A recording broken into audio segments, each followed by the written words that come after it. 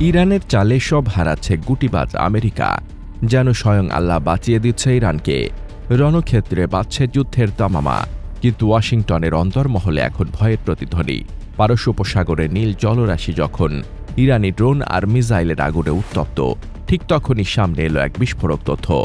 মার্কিন সামরিক শক্তির অহংকার, সেই বিখ্যাত টমাহক ক্রুজ মিসাইলের ভান্ডার কি তবে শূন্য হতে চলেছে?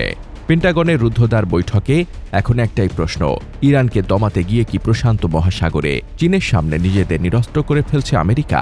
অপারেশন এপিক ফিউরির প্রথম ৭২ ঘণ্টাতেই পেন্টাগন খরচ করে ফেলেছে ৪০০রও বেশি টমাহক মিসাইল। আকাশপথে বৃষ্টির মতো ঝরে পড়া এই মরণাস্ত্রগুলো ইরানের এয়ার ডিফেন্স তছনছ করলেও খোদ মার্কিন নৌবাহিনীর অস্ত্রাগারের মজুত এখন তলানিতে। যে গতিতে মিসাইল ছোড়া হচ্ছে, সেই গতিতে তা তৈরির সক্ষমতা কি আদৌ আছে মার্কিন অস্ত্র কারখানাগুলোর? পরিস্থিতি বেগতিক দেখে রণকৌশল বদলাতে বাধ্য হচ্ছে হোয়াইট হাউস। আকাশচুম্বী দামের টমাহকের বদলে এখন ময়দানে নামানো হচ্ছে B-55 আর B-1 বোমারু বিমান।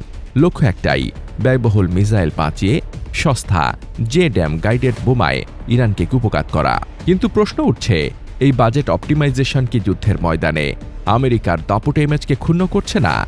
এদিকে ওয়াশিংটনের মসনদ থেকে প্রেসিডেন্ট ট্রাম্প ছুড়ে দিয়েছেন এক নজিরবিহীন হুঙ্কার।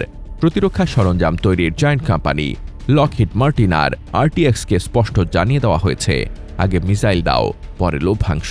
নতুন এক নির্বাহী আদেশে বলা হয়েছে, উৎপাদনের লক্ষ্যমাত্রা পূরণ না হওয়া পর্যন্ত কোনো কোম্পানি শেয়ার বাইব্যাক বা ডিভিডেন্ড করতে পারবে না। যুদ্ধের বাজারে কর্পোরেট মুনাফায় এমন কুঠারাঘাত আগে কখনো দেখেনি বিশ্ব। সবচেয়ে বড় দুশ্চিন্তা কাজ করছে প্রশান্ত মহাসাগরীয় অঞ্চল নিয়ে। মধ্যপ্রাচ্যে ইরানকে সামলাতে দক্ষিণ কোরিয়া থেকে সরিয়ে আনা হয়েছে থার্ড প্যাট্রিয়ট মিসাইল ব্যাটারি।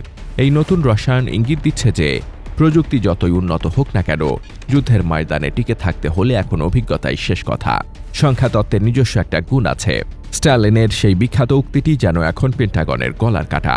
ইরানি প্রতিরোধ হয়তো ভেঙে পড়ছে, কিন্তু আমেরিকার অস্ত্রাগার যে শূন্য হচ্ছে তা বেইজিংয়ের নজর এড়াচ্ছে না। ইরান যুদ্ধের এই জয় কি তবে ভবিষ্যতের কোনো বড় পরাজয়ের বীজ বপন করছে? টমাহকের অভাব কি শেষ পর্যন্ত বিশ্ব মানচিত্রে আমেরিকার শ্রেষ্ঠত্বের অবসান ঘটাবে?